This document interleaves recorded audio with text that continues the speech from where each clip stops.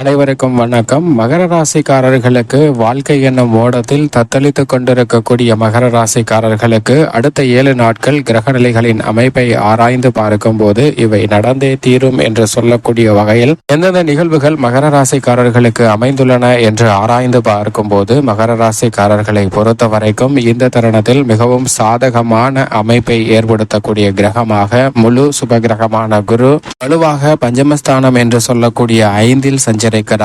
ஐயமின்றி அனைத்து விதமான பணிகளையும் அற்புதமாக செய்து முடிக்கக்கூடிய வலுவான ஆற்றலை கொடுக்கிறார். அதோடு மட்டுமல்லாது மிகவும் வலுவாக அவருடன் இணைந்து ராசியின் உச்ச அதிபதியான செவ்வாயும் வலுவாக வீற்றிருக்கிறாருங்க. எனவே குடும்ப ரீதியான பல சிக்கல்கள் விலகும். பூர்வ புண்ணிய தானம் வலுப்பெறுவதால் மகர ராசிக்காரர்கள் 7ரை சனியின் இறுதி காலகட்டத்தில் புதிதாக இடம், வீடு, வீட்டுமனை, வாகனம், சொத்துக்கள் வாங்குவதற்கான யோகம் நிறைந்து கிடைப்பதற்கான வாய்ப்பும் சந்தர்ப்பமும் வலுவாக கிடைக்கிறது என்பதை தெளிவாகவும் துல்லியமாகவும் உறுதிப்படுத்துகிறாருங்க. எதிர்பார்க்கக்கூடிய சுபகாரிய பேச்சுகள் மிகவும் சிறப்பாக பூர்த்தியாவதற்கான யோகம் உண்டு. ஆரோக்கிய தொல்லைகள் விலகும். ஏனென்றால் மிகவும் வலுவாக இந்த தருணத்தில் வெற்றிக்கே உரித்தான 3ல் ராகு சஞ்சரிக்கிறாருங்க. எனவே எந்த காரியத்தை கையில் எடுத்தாலும் அவற்றில் காரிய வெற்றி உண்டு. அலைச்சல் சிரமம் வெகுவளவில் குறையும். மோட்சக்காரகரான கேதுவும் 9ஆம் இடத்தில் பாக்கியஸ்தானத்தில் வலுவாக வெற்றிருப்பதால் பல்வேறு வகையான நன்மைகள் உங்களுடைய வாழ்வில் தேடி வருவதற்கான முதன்மையான யோகம் நிறைந்த ஒரு தருணமாக பார்க்கப்படுகிறது.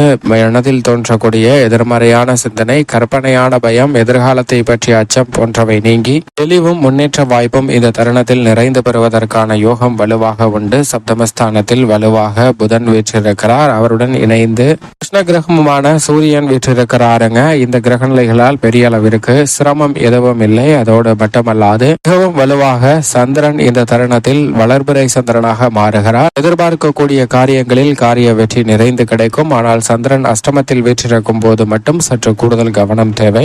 மிகவும் சாதகமற்ற அமைப்பாக பார்க்கப்படுவது ராசிக்கு மிகவும் சகாயமானவராக இருக்கக்கூடிய சுக்கிரன் அஷ்டமத்தில் இந்த வாரம் முழுவதும் சஞ்சரிக்கிறாருங்க. புதிய வாய்ப்புகள்ல சின்ன சின்ன குழப்பங்களையும் தடைகளையும் சில ஏமாற்றங்களையும் சந்திப்பதற்கான சூழல் உண்டு. எனவே எதை செய்தாலும் தகுந்த முன்னெச்சரிக்கையுடன் இருக்க வேண்டிய ஒரு தருணமாக பார்க்கப்படுகிறது. ராசியின் அதிபதியும் வக்ரம் பெற்றிருப்பதால் வேலை சமயம் பணி ரீதியாக அலைச்சலும் அதிகமாக சந்திப்பதற்கான சூழல் உண்டு. எனவே நிதானமும் பொறுமையும் மிக முக்கியமாக தேவைப்படுகிறது. இந்த தருணத்தில் சிலமங்களை தவிர்த்து நன்மை நிறைந்து பெற வேண்டும் என்றால் நிச்சயமாக வருகின்ற ஆடி பெருக்கன்று இறை வழிபாட்டை மேற்கொள்ளுங்கள். பல்வேறு வகையான புதிய பணிகளை மேற்கொள்ளலாம். 3ஆம் தேதியில் அபரிவிதமான வளர்ச்சி உண்டு. 4ஆம் தேதி ஆடி அமாவாசை வருகிறது. மிக முக்கியமான அமாவாசை தினமாக பார்க்கப்படுகிறது. முன்னோர் வழிபாட்டை சரியான முறையில் மேற்கொள்ளுங்கள். இறை வழிபாட்டை மேற்கொள்வதால் பல்வேறு வகையான சங்கடங்கள் நீங்கி மகர ராசிக்காரர்களுடைய வாழ்வில் மிக சிறப்பான வளர்ச்சியும் முன்னேற்றமும் நிச்சயமாக கிடைக்கும். தத்தளிக்கக்கூடிய சூழ்நிலையில் மிகப்பெரிய மாற்றம் உருவாகும் என்பதில் சந்தேகமே இல்லை.